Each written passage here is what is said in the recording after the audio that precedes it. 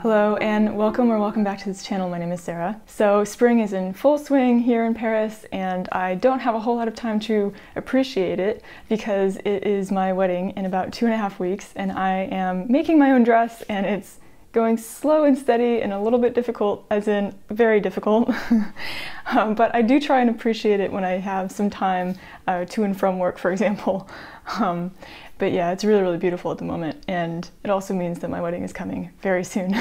So today, grab a tea or coffee. I wanted to do a sew and chat with you because in my last video, I launched a Q&A about my wedding, and I also did that on Instagram. And if you don't follow me on Instagram, don't hesitate to if you'd like to. I usually launch my Q&As on there, and I do share a little bit more behind the scenes of my sewing room and also my travels, because I do travel for work and I like sharing that as well. So if you're interested, you can follow me there. I'll put it in the description below. So you sent me a lot of really interesting questions.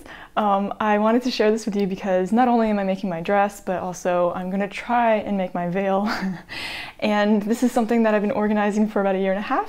I am originally from the United States and I'm getting married in France because I live in France and my fiance is French. We've been together for 10 years now, and so it's going to be not so much the theme of hopeful new love, but more the celebration of 10 years together and a steady, sort of comfortable, but also strong foundational love. And so I'm excited. Also, our families are meeting for the very first time. Our childhood friends are meeting for the very first time. So we wanted to create an event that would represent our life together, but also our blend of cultures, and show a little bit of American culture to the French guests, a little bit of French culture to the American guests.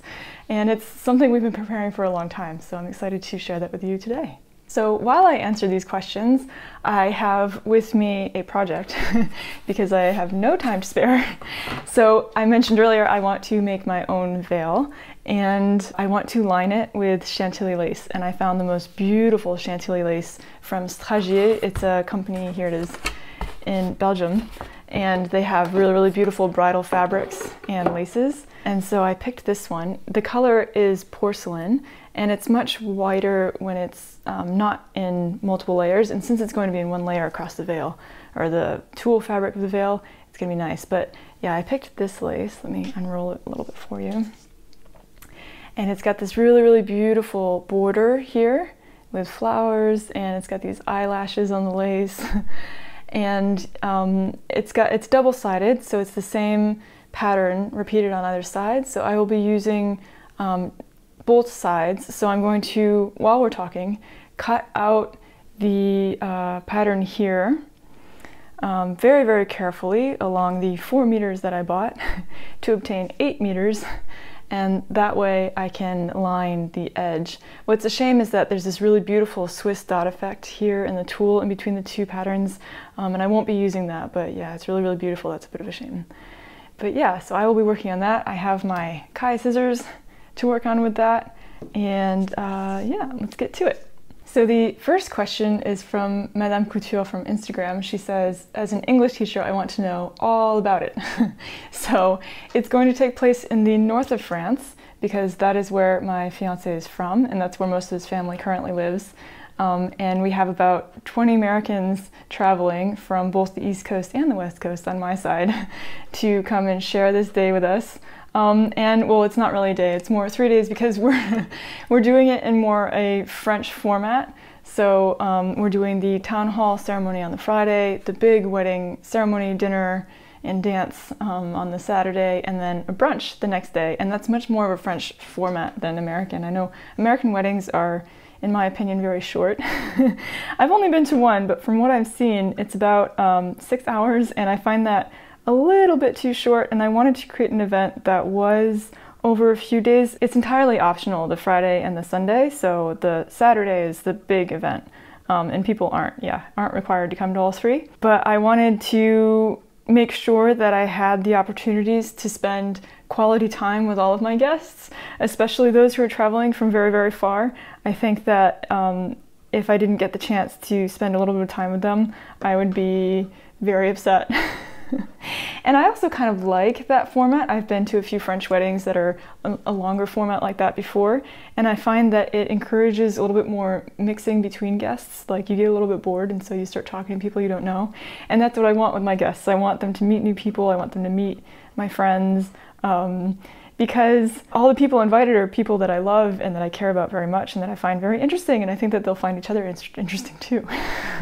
So we found a 18th century chateau where we're going to get married, and I'm really, really happy about that because I wanted something that represented the really beautiful architecture in the north of France. So a lot more brick, a lot more like Belgium, for example. So this chateau has really beautiful brick details, and typically the chateaus that we saw were way out of our budget, and this one was in our budget because it had just opened up for events. It's just recently renovated, and they hadn't really done many weddings or events there before.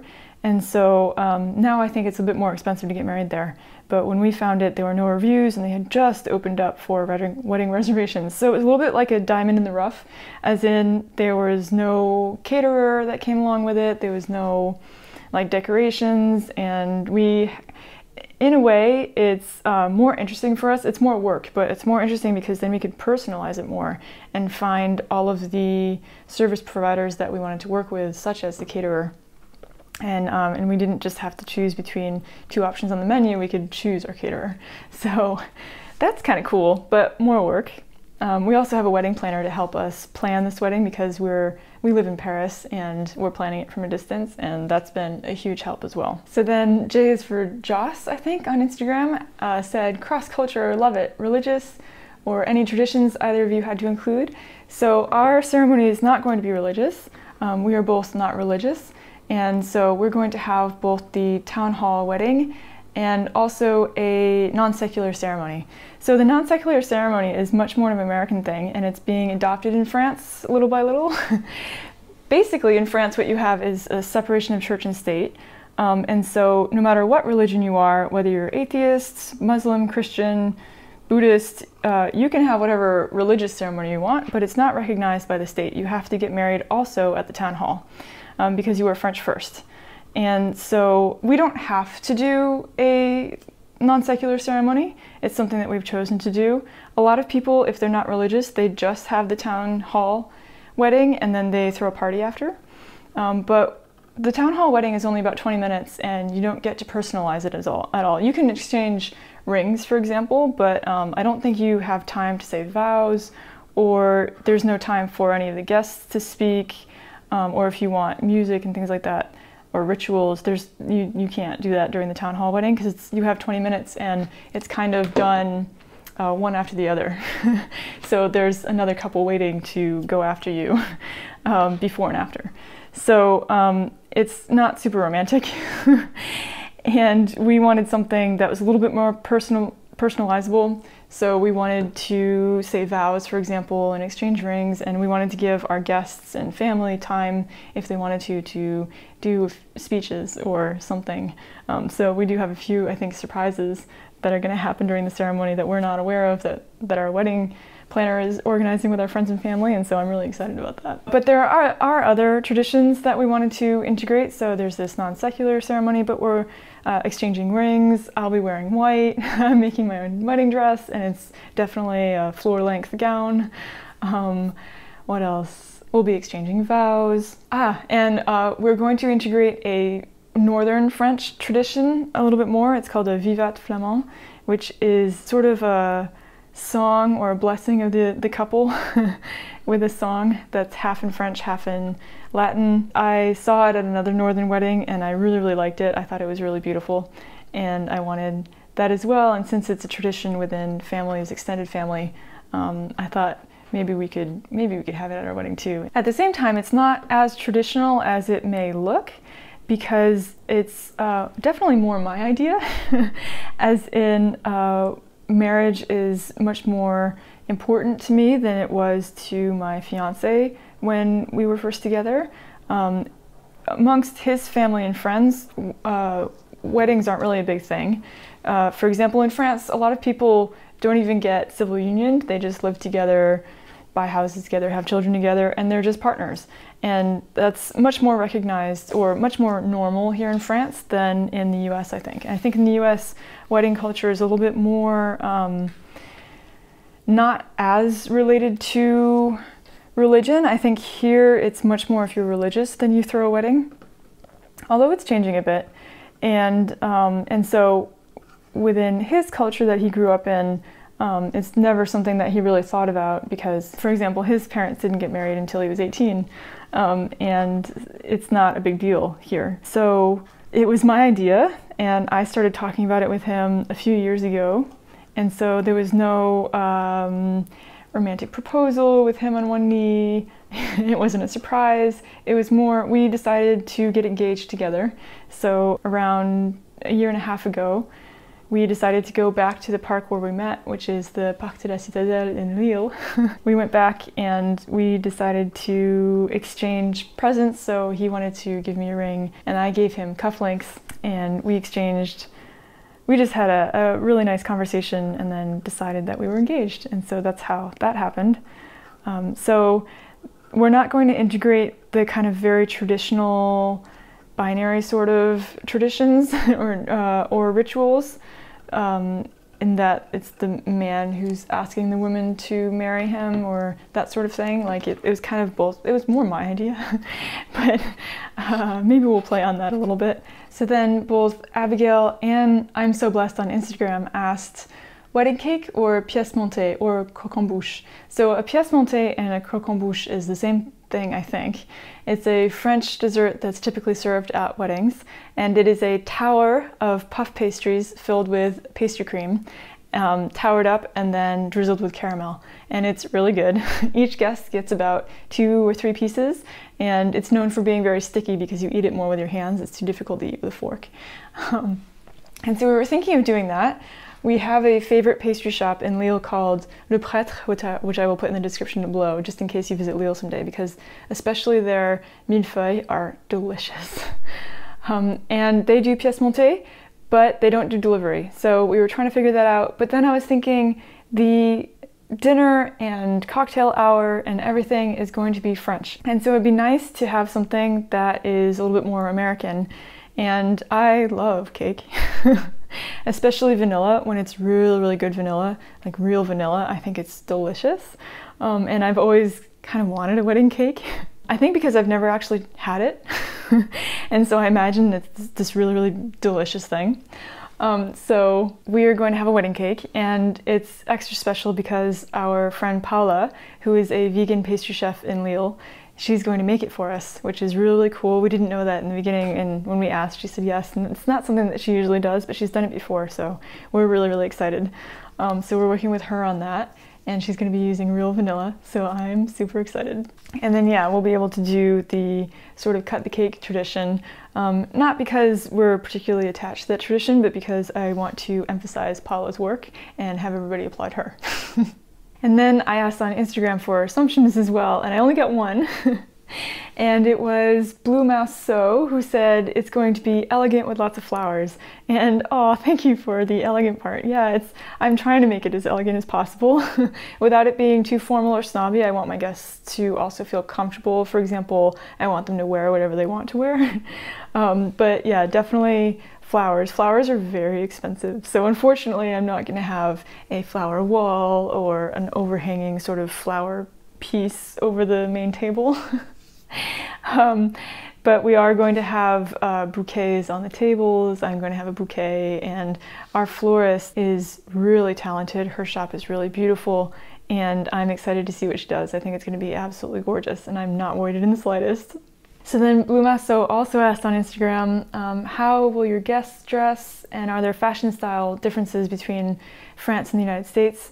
So yes, actually this is something that's a little bit different. So in France, sometimes you'll see ladies wearing hats to weddings. It's much more of a French tradition. I'm not sure if any of our guests will be wearing hats, but that'd be really cool if one of our guests came with a hat. They're usually really elaborate, beautiful hats, so that'd be really cool. Also, bridesmaids are an American thing. We're not going to have bridesmaids all matching, so I do have 2 witnesses. So in France, when you go to the town hall, you have 1 to 2 witnesses that you choose to sign as witnesses to your ceremony. And that has become a little bit more like maids of honor or bridesmaids in France. But my family is far away, my childhood friends are far away, so they couldn't help me with the organization. So I picked two friends who are here in France, and I didn't want to have such a hierarchy between my friends and family. So it's not going to be as emphasized as, for example, a US wedding, and they won't be matching. I did communicate the colors that we're using for decoration if they want to match the event and match us, but it's absolutely not obligatory, and I want everyone to wear whatever they're comfortable in, what they feel good and glamorous in. So we don't have a dress code either. And then there are other traditions such as can you wear white, can you wear black? And I find that it's much stricter in the United States. I think that there isn't as much worry about upstaging the bride here in France, and I don't think it's as bad luck to wear white or black to a wedding. I think it's fine. I think a lot of people just don't wear white, but there's no rule against it, I think. I might be wrong, but I don't mind if someone decides to wear white. I don't think anyone's going to show up to my wedding in a wedding dress, so I mean, that would just be strange. I wouldn't be offended. And then a Christmas Story, who is also a guest, asked on Instagram, what was the process like for choosing what your handsome groom is wearing? So my handsome groom is going to be picking that out himself and handling that all by himself. I think because this wedding was more my idea, I was able to imagine it in the details a little bit more, and so I've been handling a lot more of the organization and the details such as the music, the decorations, the invitation style, the content of the website, and things like that. And I'm making my own dress. So I decided to let him handle what he was wearing on his own, and I trust him, and I want him to feel good, and I don't want to dictate what he's wearing. And a lot of people find that very strange. The people I've talked to, apparently it's much more common for the bride to pick out what her groom is wearing, but I think he has good taste. But what is special about what he's going to be wearing is that I haven't seen it apart from the pants, so I will be hemming the pants for him. So I've seen the color and it's really beautiful blue, so I'm not worried about that. But we also won't see each other in our outfits until the ceremony. We've decided, both of us, to keep it a secret what we're wearing. I've been making my wedding dress in secret. That's more my decision. I think it's going to be more fun if it's a surprise. And so in exchange, I will not be seeing what Alex is wearing until the ceremony as well, so we'll discover each other at the same time. So then Madame Couture on Instagram asked about the table plan. I think she means the seating chart. How did you manage languages? So in the end, we decided to keep people with the people that they know, rather than forcing them to mix during the dinner. I think that it's a little bit more comfortable for people when they're eating to eat with people that they feel comfortable with, or that they know, or that they're familiar with. So we're going to have only 2 tables with mostly English speakers, and at one of the tables there are 2 French speakers, like bilingual people or guests, and so there's only one table where there are going to be no French speakers. We ended up only printing the menus, 1 per table and in French, because it was too expensive to print in both languages. So they'll just have to ask. They'll just have to socialize with some French people and ask what they're eating. But also I think it's going to be pretty obvious, like this is tomato, that's chicken. It's not going to be so mysterious. So then Madame Couture also asks about the mix between our families. So this is actually the very first time that our families are going to meet. This is the very first time that my family is coming to France. My sister's been here before, but my parents haven't been yet. And so it's very exciting. I will also have cousins and aunts and uncles who will be coming. And so, yeah, his aunts and uncles will be there too, cousins, siblings. So our family's going to meet for the very first time, and I'm really excited. I think they'll get along. I think there's going to be a language barrier, but they'll try. And in general, I think they'll get along. I'm very happy as well that we're doing the town hall wedding first on the Friday, because my family and his family is also invited there too. And I think seeing all of my childhood friends and family in one place come from the United States here to be with me on this weekend is going to be really emotional for me, and I'm going to cry my eyes out. So I think it's a good idea to have that a day before the actual big wedding so that I don't look awful all day with my makeup like running down my face. So I'll get all the tears out at the town hall wedding, and that's my plan. I just actually realized that I've been using my Kai scissors this entire time, and you're not supposed to use your sewing scissors on tulle. It kind of bangs up your scissors, so I'm so sorry, my dear scissors. I love these scissors. I need to figure out a way to get them sharpened after this project. They've taken a beating. Let me get my other scissors. Aha! So yeah, this is just a pair of cheap scissors that I have for paper, cutting out patterns and stuff, but it's not as satisfying to use as my Kai scissors, so here we go. So then the Jolly Seamstress asked, what did you DIY? And ooh, well, my dress. I am currently working on my dress. It's going slow, but I think I will have a dress to wear, and I'm excited to share that with you. I'm also making my veil. It depends on if I have enough time to attach this lace to the edge. Otherwise, it's just going to be plain. I've already cut it out, and I just need to attach a comb so that it attaches to my hair. And it'll be ready to go with or without the lace, but hopefully I'll be able to add the lace. When you DIY stuff for your wedding, it's a lot of work, it's a lot of research, and it's a lot of time. And so because I'm doing my wedding dress, I have very little time for any other DIY project. I also wanted to make, for example, a town hall wedding dress. I'll show you the fabric because I bought the fabric. I had every intention to do it, but in the end, I'm not gonna have time. I have about 2 weeks left. This is the fabric that I picked for my town hall wedding dress. This is more than one layer, so it wouldn't be as opaque, but oh, look at that shine. I wanted something sparkly and fun, and I just won't have time to do it, and I'm so sad. I wonder if it's too bridal to wear, for example, at New Year's or something, but oh man. And then I wanted to make a robe. Originally, I wanted to make a robe out of this fabric that I found in Japan, this pink Sakura fabric, and I won't have time. So instead, I thought I would wear this. So this is a kimono that I bought in a secondhand shop near Ueno in Tokyo. And this is the kind of kimono that you wear over a regular kimono. It's more outerwear. But I really loved the colors and the motif.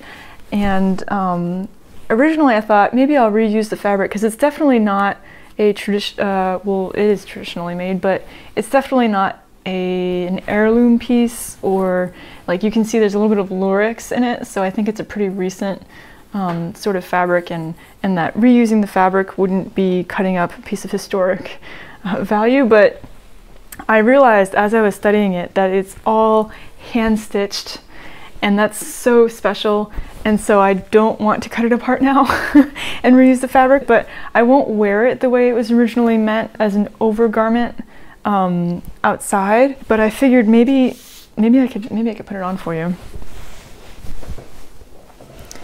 So here it is. It doesn't go with what I'm wearing underneath, which is the Sew Over It Heather dress, by the way. But I thought that this color is really beautiful, and the fabric's really beautiful, and it's just really, really long. Typically with a kimono, I think from what I understand, you're meant to kind of cinch up the extra fabric and then tie it in place so that the hem is the right length, and then cover that with an obi. From my very rudimentary understanding of how a kimono is worn. But I thought maybe I could wear this as a robe. It would bring a little bit of Japanese culture into my wedding, or Japanese appreciation, because I am a quarter Japanese, and it's something that we do want to integrate a little bit into our wedding. For example, my fiance, he has a few Japanese sort of style prints in some of the details on the inside of his suit that he told me about. I haven't seen it yet. I'm really excited. But yeah, I think this would work. Let me know in the comments what you think, but I think this will work. So then the last question is from So Sarah on Instagram, and she asks, how is the dress coming along? And ooh, you have caught me on a good day. So I have been encountering a lot of problems with my dress. So for example, transparency, or the way it hangs, or I finished attaching the skirt to the bodice and discovered that I couldn't zip it up and that it was too tight at the waist. So it's been really, really hard. I've been unpicking and modifying, and so I have finally reached a step where I can confidently say that it will be done for the wedding. It will be a little bit simpler than I originally planned, but I think it's still going to be magnificent and I'm excited. And it's a lot of fun to wear, so when I put it on now I can kind of switch around and it makes me happy. So it's going well. I still have a lot of work to do. I have a friend coming over in about a week to help me do the hem because I can't do that by myself. And the main thing is that I'm keeping a secret from my fiance. So I've been curtaining off my sewing corner because this is just a corner of the regular living space. I have the living room over there and the kitchen right behind the camera. It's all open, so otherwise he'd see everything. And it's been very, very difficult working without him seeing and keeping it all secret, but I think it's going to be totally worth it in the end, and I'm really excited to share that with you. So those are all the questions I got. Thank you to everyone who participated. It was a lot of fun thinking of the answers and thinking of what you were curious about. I have almost reached the end of a row. So let me show you. This is basically the pattern that I'll have on the edge of the veil. And I think it's really pretty. I really hope I have enough time to sew that on. I also wanted to mention that this year I will be participating in Me Made May, and Me Made May, if you don't know, is a sewing challenge. It's not about sewing as many handmade garments as possible. It's more of a month of appreciation for your handmade garments. And so often people try and wear as many handmade garments as possible so that they can identify gaps in their wardrobe or what they would do better or a different way to wear their handmade garments. This is not a social media contest, so you don't have to make public your pledge or record it in any way if you don't want to. It's very personal and it's personalizable, so you can do it as you like if you want to. Every year what I do is pretty much the same thing because I find it very useful. I pledge to wear as many handmade clothes as possible during the month of May, and I record my daily outfits and post them on Instagram stories. That helps me not only wear my handmade clothes and be accountable, but also try and make new outfits instead of wearing the same thing over and over again, because that's what I also do when nobody's looking. And it helps me find new combinations or figure out different color combinations or what I would like to make or buy. It's okay if you buy too. And this year will definitely be extra special because I'm getting married in May, and therefore because I'll be posting daily, you'll get a bit more of a behind-the-scenes look at what I'm up to, not only with the wedding, but also with traveling to the south of France after. So don't hesitate to follow me on Instagram as well if you are interested and if you'd like. So this is the last video that I will probably be making before I get married. And next time I see you, I will hopefully be much more zen, talking about more regular sewing projects or talking to you about my wedding dress, which I'm really excited to present to you. Until then, I hope that you have interesting projects, that you enjoy your springtime, and I will see you again here soon. Take care. Bye-bye.